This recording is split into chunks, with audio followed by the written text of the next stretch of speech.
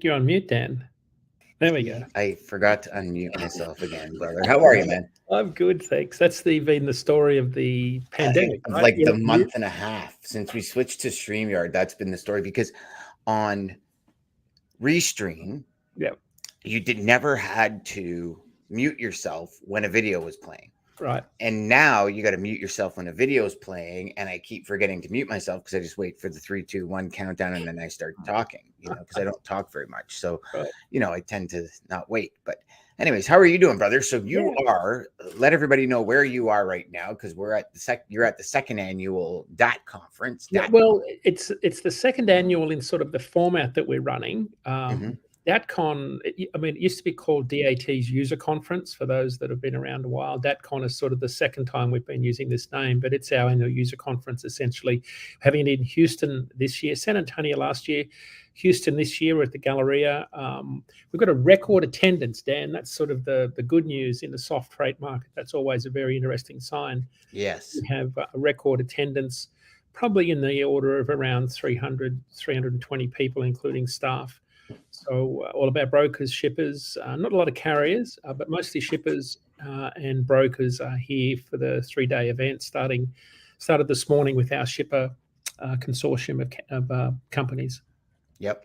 And so what's on the agenda for the rest of the week here? We get what's on the agenda for today, and then Thursday and Friday, or? Yep. So today's been all about shippers talking about procurement strategies, the freight market, when to run bids, what's the best time of the year to run bids, how do you compare pricing, how do you look at your own pricing compared to the market, how do you know if a rate is good on a carrier bid, a lot of talk about dynamic pricing and how to use the spot market.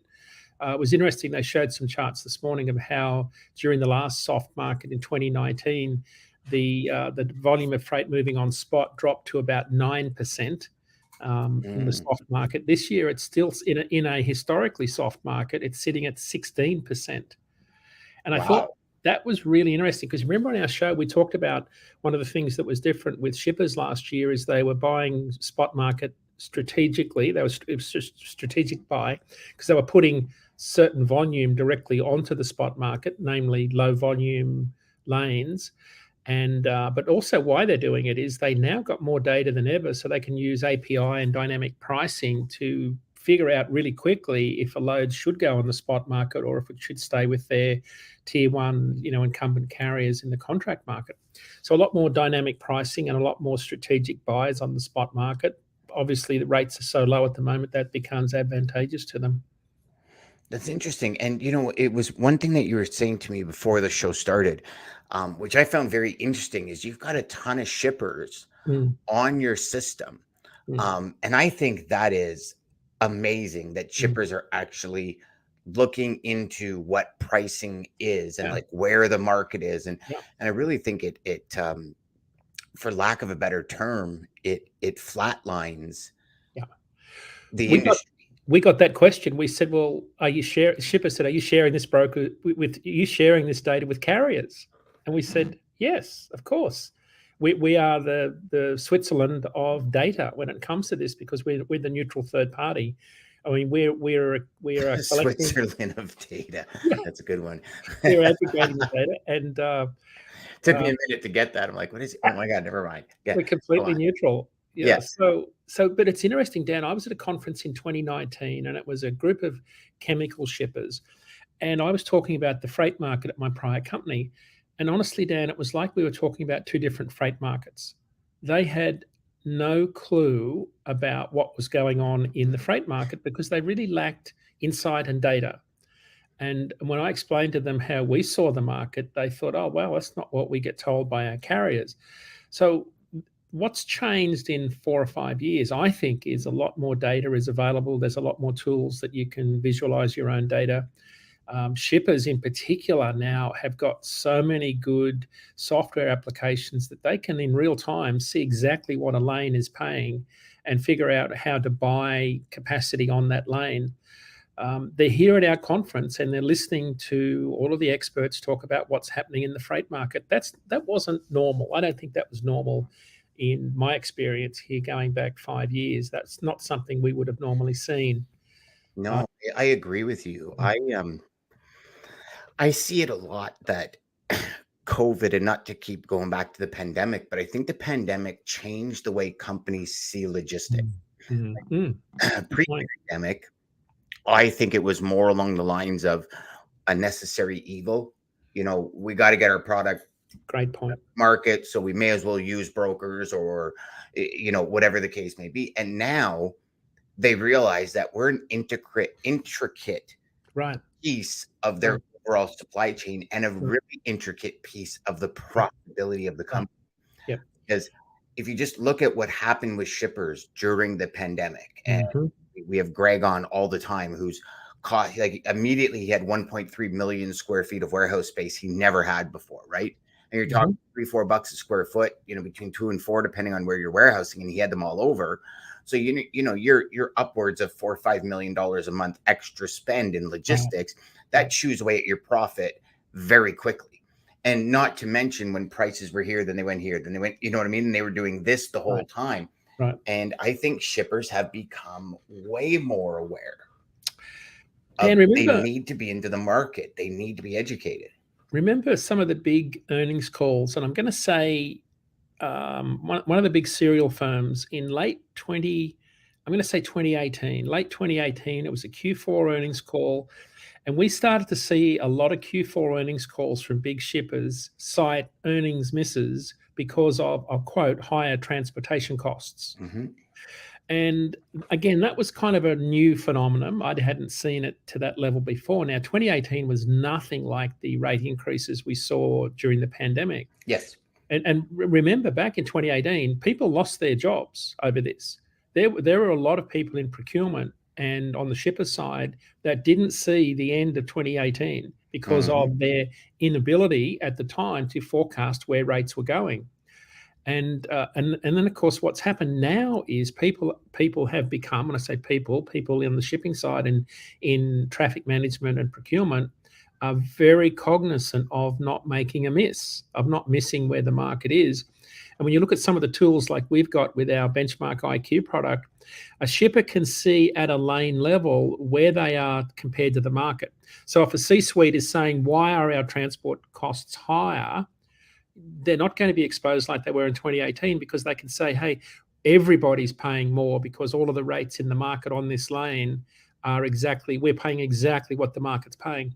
Yeah. So I think that's the difference this time around is people didn't want to get caught making the same mistakes. So they have forced us all to have developed better tools to provide more transparency. And I think that's what's the highlight of this week. And I don't necessarily include small carriers, although small carriers have more tools available to them. Bigger carriers and bigger shippers have a lot more transparency tools available to them because they can implement them and staff them and develop them. So that's the big difference is I think there's a lot more people know now because of exactly what you said. The pandemic really highlighted how volatile the market can be when capacity gets really tight. And I think that's forced a lot of us to say, hey, we need to be more aware of what's going on in this market because it can cost us a lot of money if we don't. You think about, spot market might only be, let's call it 15% of the loads you moved. The amount of money you spend on those loads can wipe out your entire, transport spend for the year. If you miss it, that very well from. And if you get caught in a bad time, where, say there's where you're delivering to, there's some kind of issue going on, or floods, or some kind of damage or something from a natural disaster, your cost goes up. If freight dries out going into the area where you're delivering to, then your cost goes up, right? Like, so there's all these variables that I really don't think, especially come a decade ago, shippers very rarely looked at. And I would probably go so far as to say even the bigger companies didn't look at it that much. But like, think about it, right? 2018, everybody was like, oh my God, we gotta look. Do you think anybody looked at it in 2019? Probably not, right? But you didn't need to. When you go back and look at before the pandemic, things were pretty benign. Like, there was some ups and downs, there was seasonality, but there was never this rate volatility or capacity fluctuations. The last 3 freight cycles, one thing that we've noticed is they've become shorter and more volatile on the high and the low end of the rate movement. Well, I've never seen anything like 2018 ever. And that was, so what, 5 years ago? So I would have been close to 20 something years in the business then.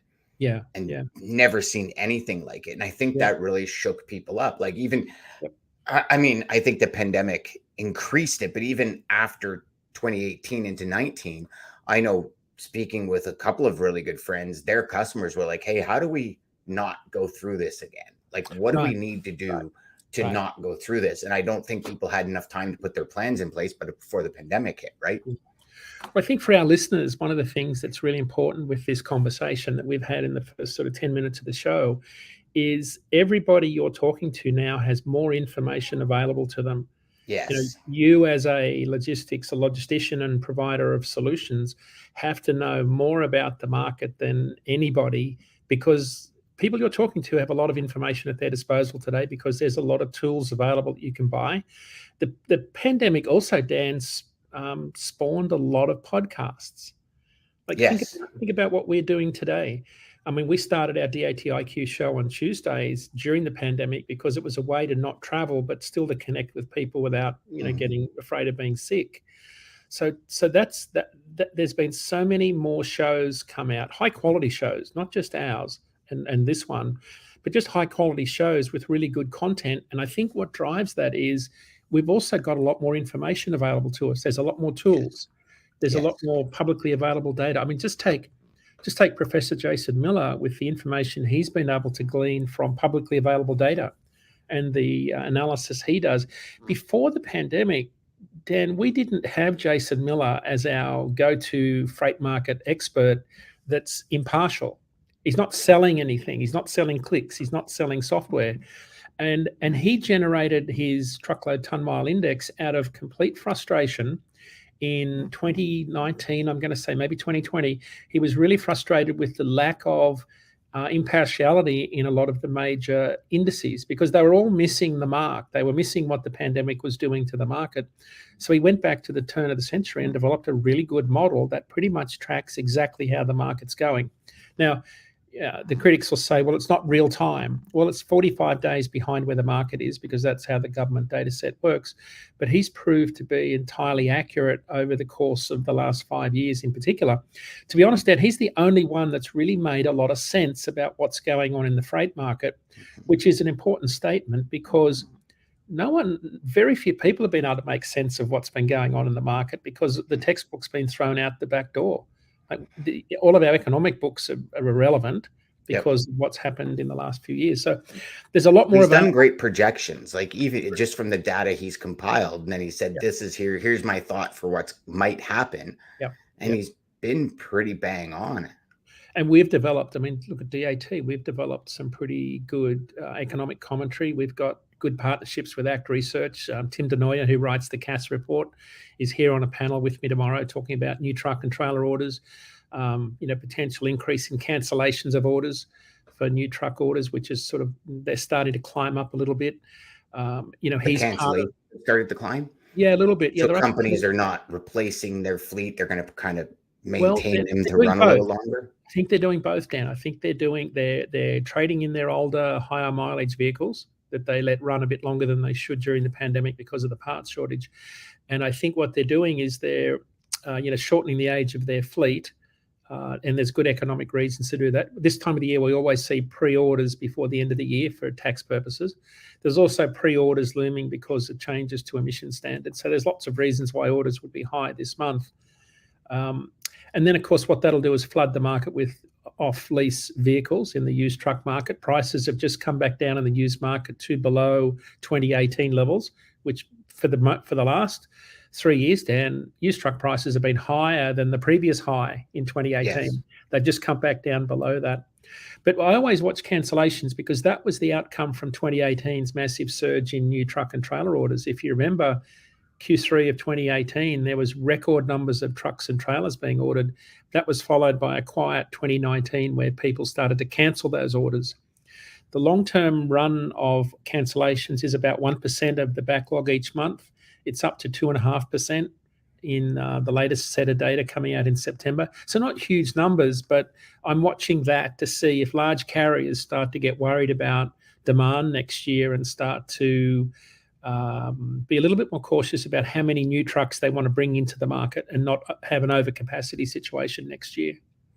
Do you find that, and like I know you said your carriers are a little slim this year at your conference, but in the carriers that you speak to, do you find any of them are almost, getting on their back foot and bracing themselves after Yellow, and like a couple more companies now have gone out and kind of really looking at that to say, like, what is our long term? Like, how much money do we have in order? Like, is that kind of mentality shifting from what you're seeing? In the smaller owner operator, not really, Dan, because they don't typically look that far down the road. Yes. It's kind of I call it monthly cash flow, P&L analysis. It's what do I need to earn to pay the fuel bill at the end of the month?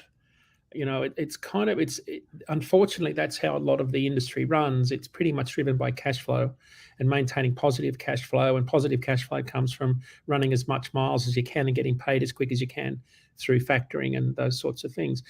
The bigger fleets, though, are absolutely looking at that, Dan. I think the bigger the fleet you get, the more closely they're looking at costs. Yes. They're trying to screw down as many of their vendors as they can in terms of what they're paying for things. That's a very difficult thing to do with high inflation or higher inflation than what they're used to. They're being squeezed by lower rates also because shippers still have pricing power. Yes. So, we're still, even though rates are sort of bottoming out, I did some analysis the other day. We were talking about rates on our show of being similar to 2019, but our operating costs are up in the order of 25 to 27 cents a mile. So, carrier margins are really being squeezed, but we're not seeing the exodus of large carriers. So Yellow was LTL, right? Mm-hmm. And that was kind of inevitable because they were a low price carrier, have been for years. There was an inevitability about that. In the truckload sector, we're not seeing the level of bankruptcies that we did in 2019, which was the high watermark for trucking bankruptcies. We're not seeing that at the moment. And that's because, a lot of those larger fleets carry contract freight, which includes a fuel surcharge. Yes. So the carriers that are really being squeezed to the capacity that our listeners are buying on the spot market, where it's an all-in rate, and if they don't know what their operating costs are, then they're the ones that over time can start to run negative cash flow, and eventually they'll have to go out of business. So in 2019, just for clarity for everyone and for my own knowledge as well, in 2019, was it more contract carriers that went out of business or more spot rate carriers? Both. So it's both. But it was a much higher compared to prior years. And I don't have the numbers, but it was a much higher number of contract carriers. It started with New England Motor Freight, Celadon. Celadon was the big one, Dan. There were a bunch of mid-sized fleets that went out the back door in the middle part of June, July of 2019 was the peak. So I think it was both. That was a really tough year for carriers. And then there was a bunch of atomic verdicts or nuclear verdicts that were happening in the industry as well. And governments really cracking down on truck driving accidents and everything after the Humboldt, all that kind of stuff. So I know there was a couple that went out just because they just realistically couldn't pay a $60 million court order, right? I think this time around, Dan, you're going to see the opposite, which is more smaller carriers. So remember, during the pandemic, you think about shippers got 6 quarters of double-digit rate increases. Yeah. So they got really stung by high transportation costs. That translated into record profits for carriers. Yes. Especially larger carriers. They said as much in their earnings calls, and the same, it flowed all the way down to the smaller carrier. So they've done pretty well in the last few years. They're still doing well relative, even though rates are coming down. They are still protected largely by the fact they've got a fuel recapture program that, in some cases you can make money off the fuel surcharge if your trucks are running at 7.5, 8 miles per gallon. Yep. So, and you're only sort of pegging the fuel surcharge at maybe 6.5. So the larger fleets, I think, are doing just fine. I think they're fine. They might not tell you that, but their earnings are down, but they're doing okay. The smaller carriers, where it's an all-in buy on the spot market, they are really subject to the volatility.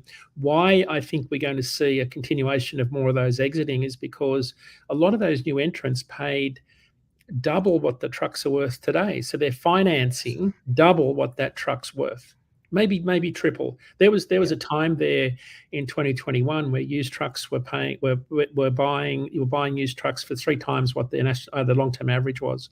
Yes. So you're talking about 35 going to 100. I think it was 110 it peaked at, and that was a 5-year-old truck with 560,000 miles on it. That's out of warranty, and it's in the POS category, right? It's yes. It's not a truck you're going to run the wheels off and make your money on. So a lot of those guys, because the rates were so good, it really didn't matter at the time. Unfortunately, they weren't listening to you and I at the time, which was, get your umbrella out and put that money away for the rainy day because it's coming. They were financing trucks that are now worth back to where they were long-term 5 years ago. And of course, what do? You declare bankruptcy, or you just park the truck and quietly walk away, or you do what a lot of guys are doing now, and that's you keep running as hard as you can just to pay the bills. Yes. Now, hoping it'll turn around and something will happen where eventually you start making money. Well, it's kind of like I was watching and I know it's going to sound crazy, but a YouTube video, and Joe Rogan was talking to, I forget what his name was, but they were talking about Uber. And Uber has not made a dime. Like, they lose money every month. And Joe Rogan asked a really good question. He said, so what's the long goal? Right. And he said, when autonomous vehicles, everybody that invested in Uber knows when autonomous vehicles are running, Uber will be the cat's ass. And that's where billions will be made. Because they don't have to pay drivers anymore. Because they've got a customer base and a network. Because now they have a customer base and they don't have to pay drivers.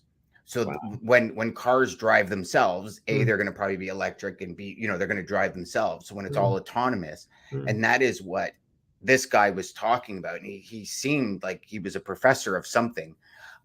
He seemed he knew what he was talking about. He said, no, he says all of the investors will lose millions every year, even for the next 10, 15 years, because they'll make like 50 billion in year one when they don't have to pay anything out. And they've got hundreds of millions of customers that are all just taking Uber. So it'd be like, instead of you going out and driving, he was saying that, what Uber is going to do is they're just going to lease vehicles, and they're just going to go from one stop to the next because they don't have to stop until they need to charge. I get it, but I just don't know that that's going to happen. Like, how? Well, I know, and to bet to like, maybe. I mean, I can understand, like, Uber was going when they first started, right? When they were going for round one funding, it was $25,000 buy-in. That's what they were asking from everybody, was a $25,000 buy-in. Now I don't even know what you would need to buy in to get any kind of percentage. I mean, the company's estimated at what, like $4 billion or something crazy, but they have not made a dime ever. They lose millions every month, and everybody just the investors just keep investing, waiting on automation. And maybe we're looking at it wrong, right? Well, maybe I'm looking at it wrong, because I guess if you had every vehicle out there that was autonomous, you wouldn't have the craziness on the road, because the computers would do a better job than we would, right? And I think that's a reasonable assumption. Right now, our interaction with each other on the road is just crazy. It's nuts what goes on out there. It's because insane. people are so distracted. Like we were on phones.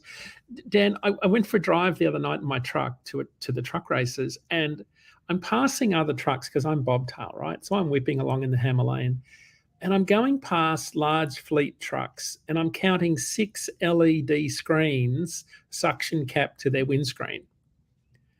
So we've got movies, we've got music video, we have old-fashioned Garmins, we have iPhones, we have ELDs, and I'm thinking my truck is pitch black so that I can see what the lights are pointing at on the road. And they've got all these LEDs shining in their face, and I'm thinking, what the heck are they seeing? Like they're probably not seeing anything.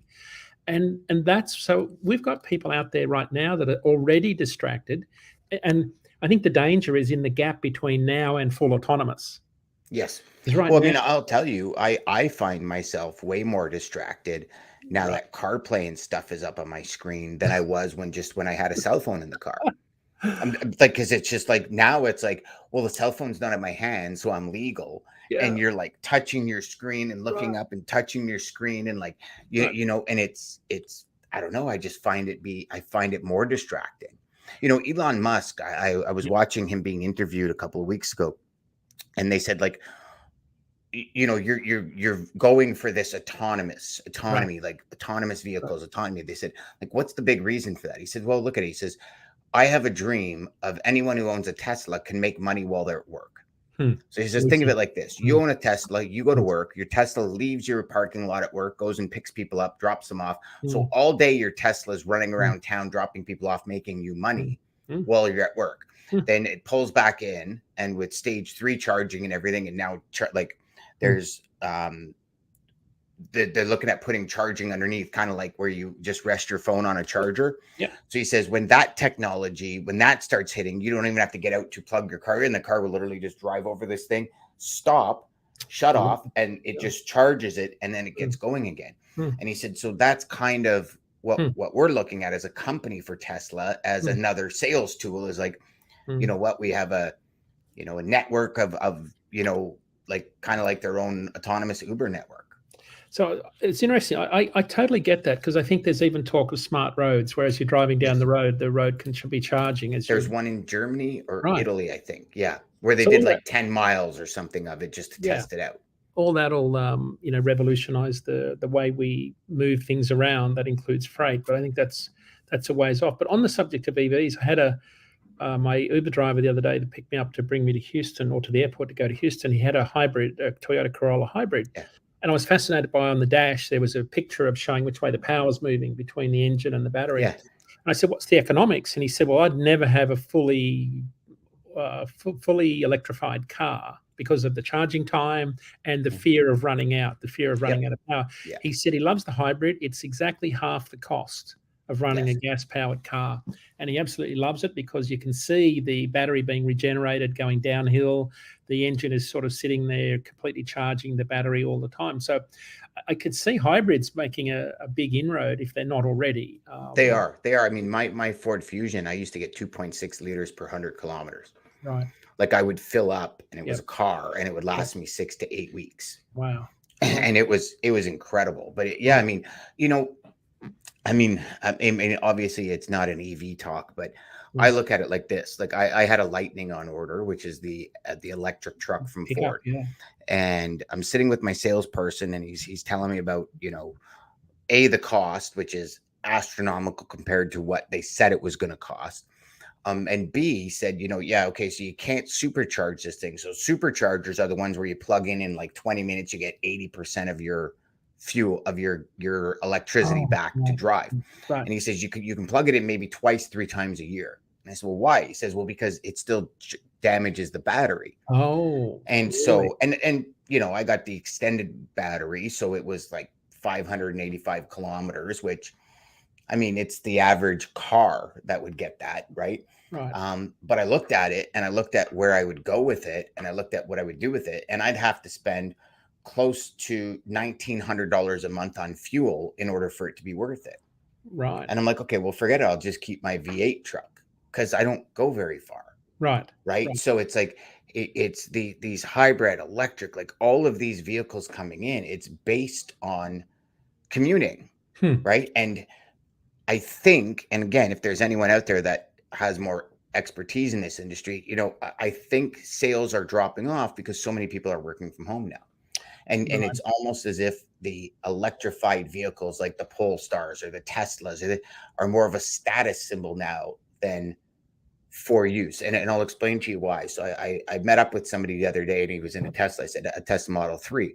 Personally, I really dislike Tesla Model 3s. Like when you see them, they're just so blank and plain and blah. And I said, why? He goes, I didn't get it because of the electricity. I go, why'd you get it? He goes, because it's a Tesla. I'm like, okay. He says, well, and I'm like, and I'm looking at him and I'm waiting for the answer. I'm like, what do you mean? And because I really wasn't cluing in. I'm like, well, what?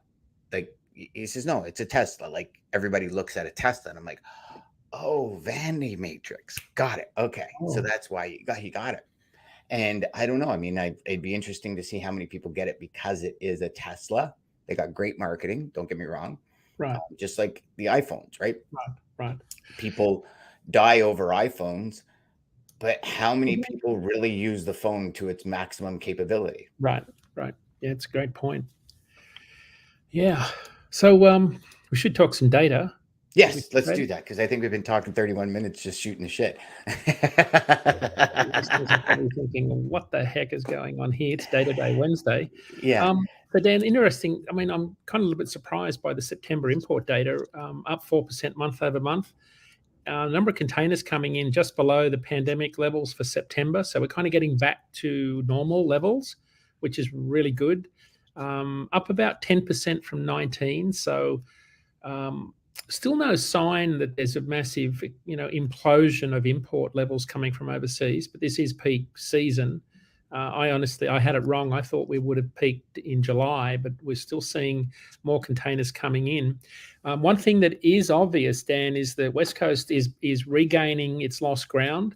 Volumes are up another 7%. They're up 11% year over year. East Coast has slowed down. Volumes are down 1% and down 12% year over year.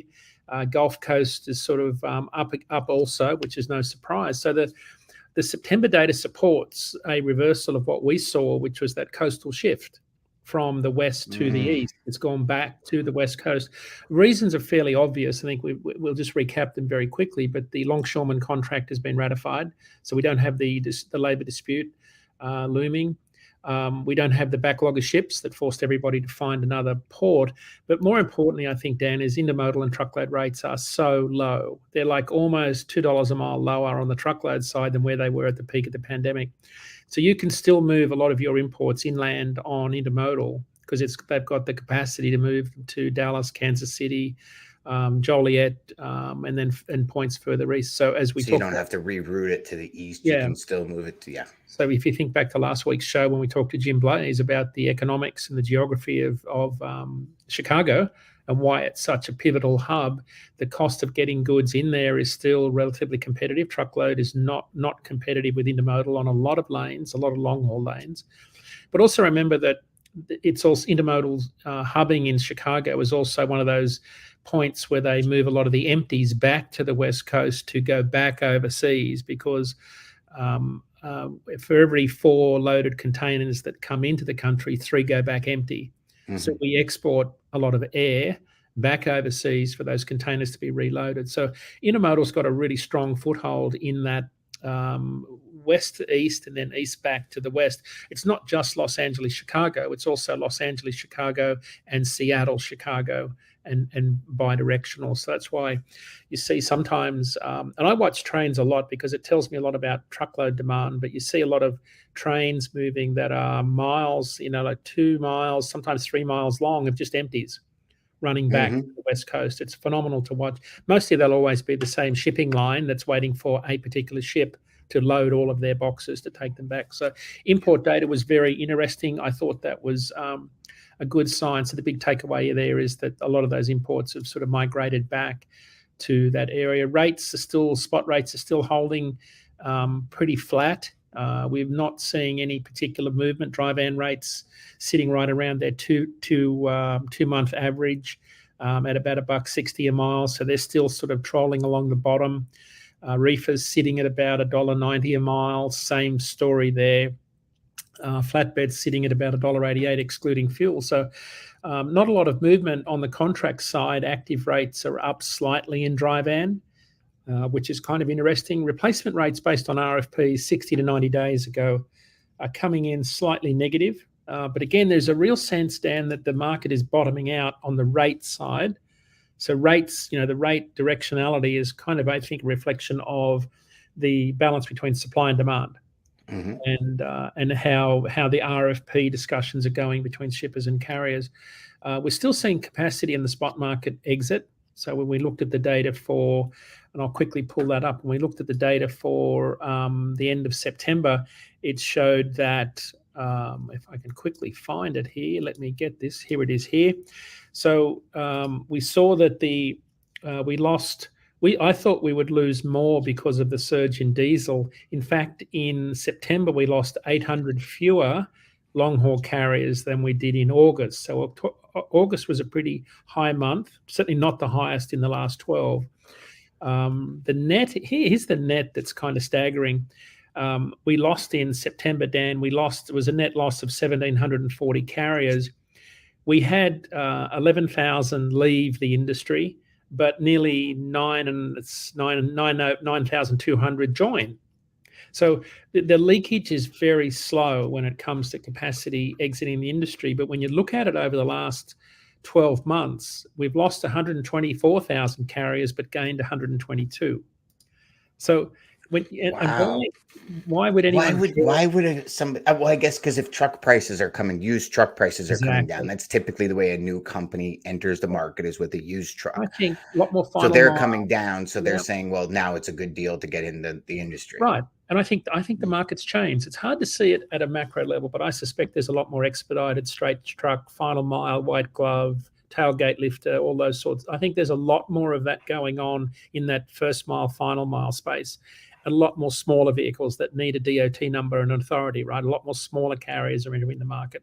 It's not You should get Nicole Glenn on and see what's going on with Candor, because they're all expedited, right? She's got a really interesting discussion and a product she's building that she should talk about. I won't steal her thunder, but she's doing something that will revolutionize the refrigerated industry. Oh, yes, I know.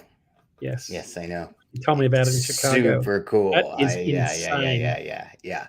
So Dan, just to put into context, why should anyone listening to the show that's buying capacity be concerned about the number of carriers leaving and joining the industry? Well, so here's the nut of it, right? 95% of all carriers don't change their operating status each month. They stay doing what they're doing. They don't reactivate. They don't go out. They're just hauling freight.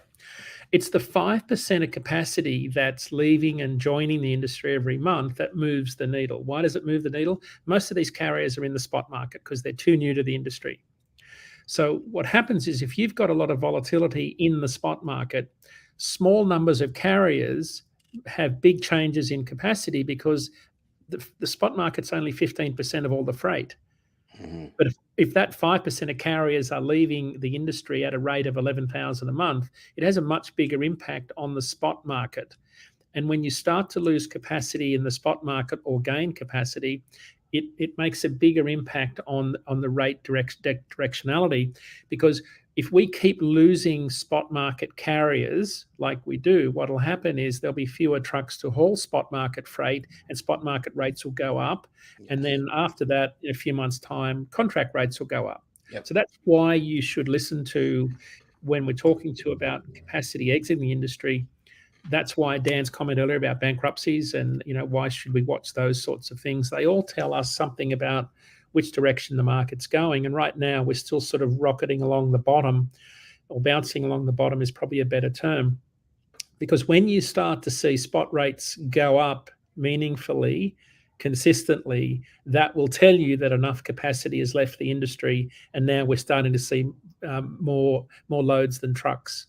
Because right now we've got more trucks than loads. It's fairly simple. Yeah. Which now would, and also, as much as it pains me to say it, it's typically a lot of the new people getting in the industry that actually drop the rates in the industry because they're just trying to get freight. Yeah. I think, Dan, everyone's aware that the market is going to turn. So, I mean, that's what, our listeners should be very cognizant of while we're sort of bouncing along the bottom of this current freight market, is this market is going to turn. There's no question about that. And I think listening to shippers here at our conference today, they are very much aware of that they need to be locking in capacity with their dedicated carriers. And the spot market is there because it's a way to move freight and manage your urgent last minute loads or loads that are over budget or excess volume on a lane, surge capacity or surge volume, I think they call it. It'll always be there, but they've got a very good way to manage that capacity. So the story would be, if you're talking to big shippers about finding ways to help them get better access to the spot markets through dynamic pricing tools. I agree with you. I think it's and not to mention, something that I started thinking of right when you were talking about shippers, understanding costs more than they ever had, all that. As a broker, if you have your tool, my suggestion to any of you watching, listening, would be grab the rates from the lanes that you're talking about with your customer and take a screenshot and send that snapshot of, I don't know where you went there. Send that snapshot to your prospect and say, like, here, my rate's 2,000. If you'll notice, it's right in line with what, the market, where the market is. And here's the extra value I'm willing to add to the table. It's like, if you have a babysitter and you're paid, they want $15 an hour or $25 an hour, you're going, okay, well, what are you going to do? Well, I'll help your kids read. I'll teach them how to read. I'll help them with their homework. I'll do the dishes. These are all value adds that you can do at the same time. So, really take that into consideration, get a hold of DAT and find out what they would charge you for the ability to do that. Because, if a prospect comes back to you and says, that's an absolutely ridiculous rate, at least you have the market data to tell you what you're doing. And vice versa, if you have the market data and then you're searching on the load board, you can stop yourself from getting hosed as a shipper or a broker, getting hosed by somebody in the market that might take advantage of you not understanding market trends and rates. Right. Yeah, it's a pitch for you there, Dean. Yeah, it's this is a really interesting time because we're heading into what's normally peak shipping season. There's a lot of economic talk about even an economic recovery not happening till 2025, which is somewhat frightening to even contemplate that. My best guess would be in line with what Jason Miller's saying, and it just makes sense that if there's enough capacity leaves this industry between now and the end of the first quarter next year, which is sort of the end of the quiet season before we get into spring, this market will have turned from yes. And I tend to agree with that because we are, as much as you're seeing a 12% increase in imports, which 90% of everything on trucks is actually hit a container before a truck or a ship before a truck, you'll see a little bit of an increase. But after that, it dies. Like, it literally dies off in, December, January into February, right? So I could still hear you. Did you lose me?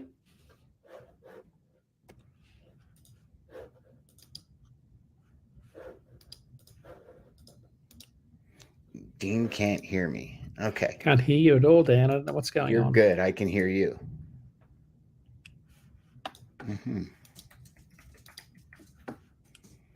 All right, folks. Well, that is a stellar end to the show. But thanks for watching Sales Chatter. I'll get Dean and I out of here. He's lost audio. Take care, everybody.